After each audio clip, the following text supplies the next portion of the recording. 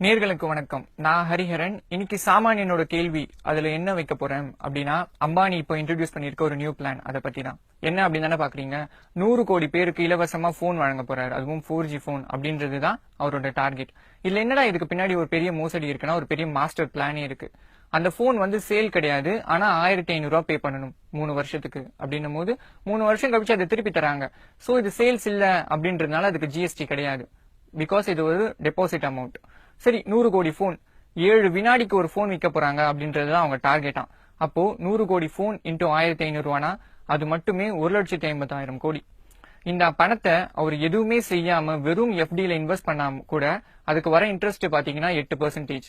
அந்த 8%க்கு வருஷம் எவ்வளவு இன்ட்ரெஸ்ட் ஆச்சு அது தெரியுமா?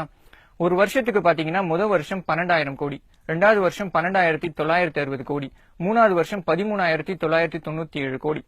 மூணாவது வருஷம் எண்டுல இன்ட்ரெஸ்டோடு சேர்த்து அவர் கையில இருக்கிறது 1,88,957 கோடி ரூபாய் அவர் கையில இருக்கு. இந்த கையில இருக்கிற இன்ட்ரெஸ்ட்டுக்கு அவர் டாக்ஸ் பே பண்ணணும். அதாவது இன்கம் டாக்ஸ் இருக்கு அப்படின்னு வைங்களேன், அவருக்கு கிட்ட பேன் கார்டு இருக்குன்னா அவர் 10% TDS பே பண்ணணும்.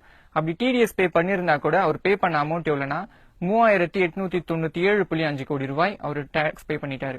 பேலன்ஸ் அவர்கிட்ட கையில இருக்கிறது 1,85,059.5 கோடி ரூபாய். அவ்வளவு அமௌண்ட் கையில வச்சிருக்காரு. இதை அவர் ரீபே பண்ணி ஆகணும் தானே 3 வருஷம் கழிச்சு. அப்படி ரீபே பண்ணாலாம் கையில இருக்கிறது 35,059.5 கோடி ரூபாய் அவர் கையில வெறும் வருமானமா இருக்கு.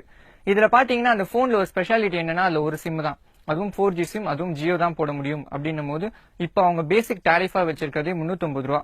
அது 12 மாசத்துக்கு இன்டூ 3 வருஷத்துக்குன்னா ஒரு போன்ல இருந்து அவங்களுக்கு கிடைக்கிற வருமானம் மட்டும் 11,124 ரூபா. அந்த மாதிரி 100 கோடி போனுக்கு என்ன ஆச்சு? கிட்டத்தட்ட 11,12,400 கோடி ரூபாய் வெறும் அவங்களுக்கு சிம் கார்டுல டாரிஃப் அமௌண்டா மட்டும் வருது. இதையே பிளஸ் அவங்க முன்னாடி சம்பாதிச்ச அமௌண்ட் பாத்தீங்கன்னா 12,97,459 ரூபாய் 5 கோடி ரூபாய். இவ்வளோ அமௌண்ட் வருது. இதுல ஒரு போன் தயாரிக்க மினிமம் எவ்வளவு ஆகும்? ஒரு ரஃப் எஸ்டிமேட் ஒரு 1000 வச்சுப்போமா. அது மாதிரி 100 கோடி போனுக்கு கிட்டத்தட்ட 1 லட்சம் கோடி ரூபாய்.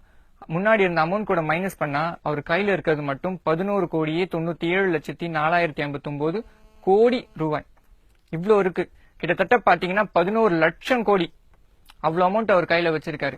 அம்பானி என்ன முட்டாளா எதுவுமே பண்ணாம FDல போட்டு வைக்கிறதுக்கு?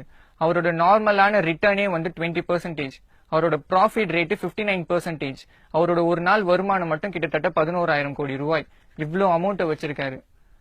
இது நான் கேள்வி யாருக்கு வைக்கணும் அப்படின்னா மக்களுக்கு தான். இது அம்பானியோட பிரெயின், அதாவது அவரோட சாமர்த்தியம் அப்படின்னு சொல்லுவோமா, இல்ல நம்மளோட அறியாமை, நம்மள ஆசையை தூண்டி விட்டு சம்பாதிக்கிறதுன்னு சொல்லுவோமா?